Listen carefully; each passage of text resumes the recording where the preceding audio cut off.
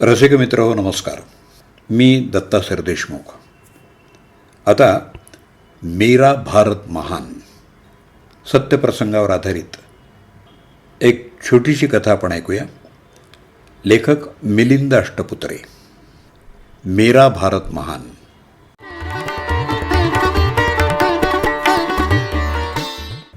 पंधरा दिवसांपूर्वी अमेरिकेतले एक परिचित गृहस्थ सपत्नीक भारतात आले होते. वय वर्ष 72.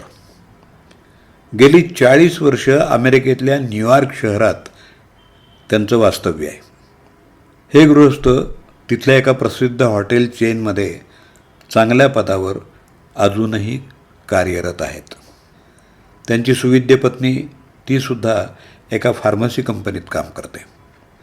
साधारण दर 2-3 वर्षांनी त्यांची भारत भेट असतेच असते. ते भारतात येतात. तर यावेळी भारतात आल्यावर लगेचच त्यांनी UPI डाउनलोड करून घेतलं आणि त्यांच्या इथल्या एका बँक अकाउंटला ते लिंक केलं. UPI प्रणाली त्यांना इतकी आवडली की काही विचारू नका. अशी प्रणाली अमेरिकेसारख्या प्रगत देशात सुद्धा नाही हे त्याने मला आवर्जून सांगितलं. कोणतंही पेमेंट करताना आमच्या यांना पाकिटात तेवढे पैसे असतानासुद्धा UPIने देण्याची अगदी घाई असते. त्यांच्या मिसेस हसत हसत मला सांगत होत्या. त्याच्यावर ते गृहस्थ हसून मला म्हणाले, यानंतर मी तुम्हाला जो किस्सा सांगणार आहे तो खरा मजेशीर आहे. माझ्या प्रश्नार्थक चेहऱ्याकडे पाहत ते पुढं म्हणाले, मुंबईत लँड झाल्यावर पुण्यात येण्यासाठी आम्ही उबर बुक केली. त्या उबरचा ड्रायव्हर एक मध्यमवयीन राजस्थानी इसम होता, हर्षवर्धन राठोड या नावाचा. हा ड्रायव्हर चांगलाच बोलका होता. पुण्यात येताना रात्र होती तरीही आम्ही चक्क जागेच होतो. येताना या राठोडनं आमच्याशी खूप गप्पा मारल्या. त्यानं त्याच्या गावाबद्दल, तिथल्या लोकांबद्दल खूप काही माहिती आम्हाला दिली. आम्हाला राजस्थानला भेट द्यायचं निमंत्रणही त्यानं दिलं. सर, तुम्हाला कुठे जायचं असेल तर मला माझ्या नंबरवर फोन करा. उबरपेक्षा मला जास्त पैसे मिळतील आणि तुम्हालाही स्वस्त पडेल. त्यानं त्याचा मोबाईल नंबर देत आम्हाला सांगितला. त्याच्यानंतर 2 दिवसांनी आम्हाला नाशिकजवळच्या आमच्या कुलदैवताच्या दर्शनाला जायचं होतं म्हणून आम्ही त्याला फोन केला. गडी लगेच हजर झाला. आमची ही ट्रीपसुद्धा छान झाली. कुलदैवताचं यथासांग दर्शन झाल्यावर राठोडनं आम्हाला दुपारच्या जेवणासाठी चांगलं हॉटेलही दाखवलं. पहाटे लवकर निघून आम्ही रात्री उशिरा पुण्यात पोचलो. प्रवासात राठोडबरोबर पुन्हा एकदा खूप गप्पा झाल्या. या दरम्यान त्यानं सांगितलं की लवकरच तो हा उबरचा धंदा बंद करून कायमचा राजस्थानात जाणार आहे. रोजगाराच्या खूप चांगल्या संधी आता तिथेही उपलब्ध झाल्या आहेत. त्याच्या गावची सरपंचाची निवडणूक तो लढवणार होता आणि त्याच्या मुलीचं गावातल्याच मुलाबरोबर ठरलेलं लग्नही लवकरच उरकण्याचा त्याचा विचार होता. त्याला खूप साऱ्या शुभेच्छा देऊन दिवसभरच्या प्रवासानं दमलेले आम्ही पुण्यातल्या घरी परतलो. राठोडचं टॅक्सी भाडं 4,800 रुपये झालं होतं. मी ते लगेच UPIनं त्याच्या अकाउंटला पाठवलं आणि त्याचा निरोप घेऊन आम्ही घरात शिरलो. थोडंफार खाऊन आम्ही झोपी गेलो.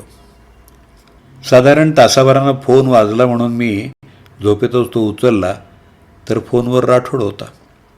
सर, तुम्ही मला चुकून जास्त पेमेंट पाठवलं आहे. मी तुम्हाला जास्तीचे पैसे लगेच परत पाठवतो, तो म्हणाला. अरे राठोड, जास्तीचे पैसे तुझ्या मुलीला आमच्याकडून लग्नाची भेट आहे असं समज. पैसे काय परत पाठवू नकोस.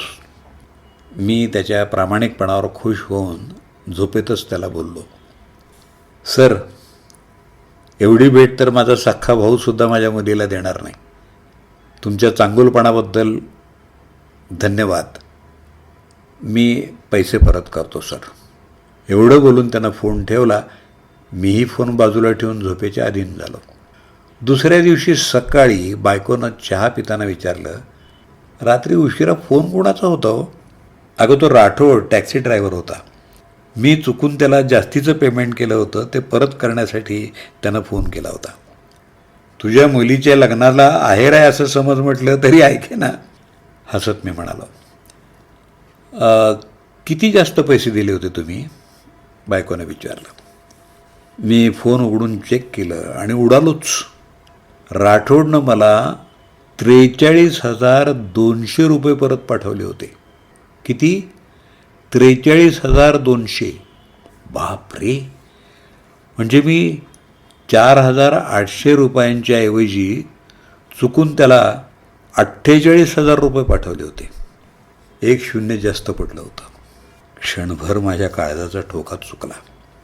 मी राहिलेले पैसे तुझ्या मुलीला भेट म्हणून ठेवा असं सांगत असून सुद्धा हर्षवर्धन राठोडनं जास्तीचे सगळे पैसे परत पाठवले होते.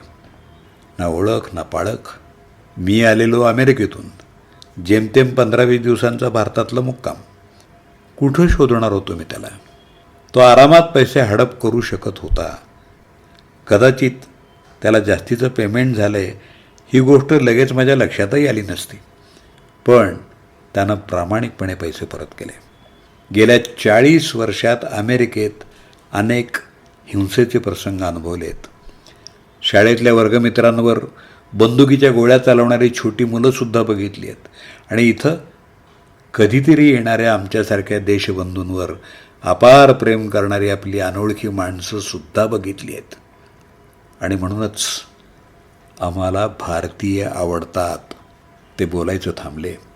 काही वेळ शांतता पसरली. पुन्हा खाकरून ते म्हणाले, या प्रसंगामुळं माझ्या बायकोचा कायमचा अमेरिकेत राहण्याचा निर्णय मात्र डळमळीत झाला आहे. आता कदाचित आम्ही येत्या काही वर्षात भारतात कायमचं राहायला येऊ, अमेरिकेला गुड बाय करून. मेरा भारत महान या सर्वश्रुत उक्तीचं जिवंत उदाहरण आज मी त्यांच्या तोंडून अनुभवलं होतं.